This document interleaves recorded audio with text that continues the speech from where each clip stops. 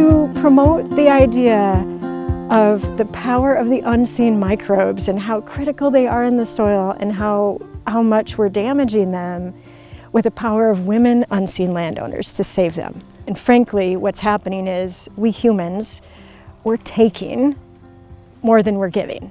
Till up the soil, like you're breaking up all of that biological material, all of that organic matter. Biological organisms do better together.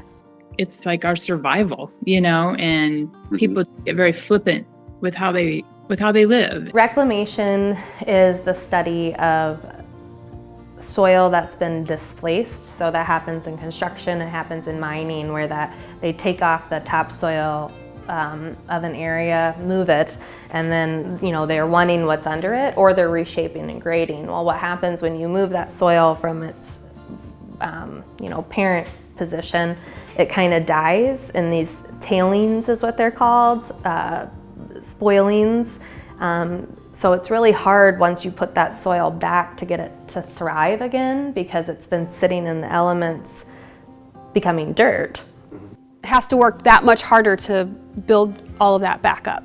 Through that medium, through the need to save soil, we can regenerate human communities. It takes Mother Nature 500 to 1,000 years to build 1 inch of topsoil. At the rate we're losing it, we could lose that inch within 1 to 5 rainfalls. Plants send up to 40% of their photosynthetic products, so they capture carbon from the air and build sugars. They use some of them to grow themselves, but they take up to 40% of them and send them down their roots and out. That's 40% of their income they're just giving. It gives so that it can receive, because it can be more successful, and it's evolved in a way that it has clearly figured that out. People who are on the planning committee for Women, Land, and Legacy were all like, yes, we will all nominate her, because she is that fierce woman who just keeps going forward no matter what is put in her way.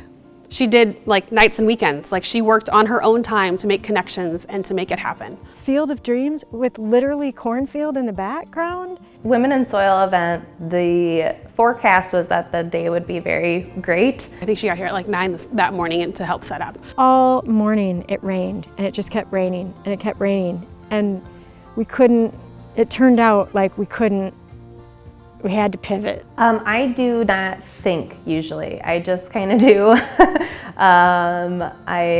My brain is very rapid pace. I actually really can't focus on one thing. I need to be focusing on 5. And so I feel like when anything chaotic or life-altering happens, I just kind of go, well, this is what we're gonna do, and do it. There's a whole bunch of people trying to figure out how we're gonna do this, changing in real time when you've got an audience already there. She really knows her stuff, and that's the key. And she kept her cool and steadiness, and just, it becomes a positive feedback loop. With this Women, Land, and Legacy, we invite everybody to come to our the different programs we offer. But sometimes it's good to have more women there, because they're more likely to ask questions, you know. And that was part of the reason that we had the Women in Soil, is because women aren't comfortable speaking up about their land and what's happening on their land and soil health and all the things that maybe they've attended conferences and things and they don't speak up because there's a variety of people there. But if you have only women, they're more likely to raise their hand and ask the questions. Yeah, about 50% of the land's owned by women, but those women do not come into my office. It's usually their nephew or their son-in-law or somebody once their husband passes. And like my grandparents even, my grandmas were never part of the conversation in farming. No one, save Alycia, has come up to me and said, I want to do something big. She's a woman that makes shit happen. So she assembled a team, she worked on a timeline, she got a venue that was the best that I could ever imagine. She partnered with all of these organizations to literally extend her reach. You plant that seed, and the hope is that they take it and maybe grow up to, change the world. Somebody has to speak for the trees.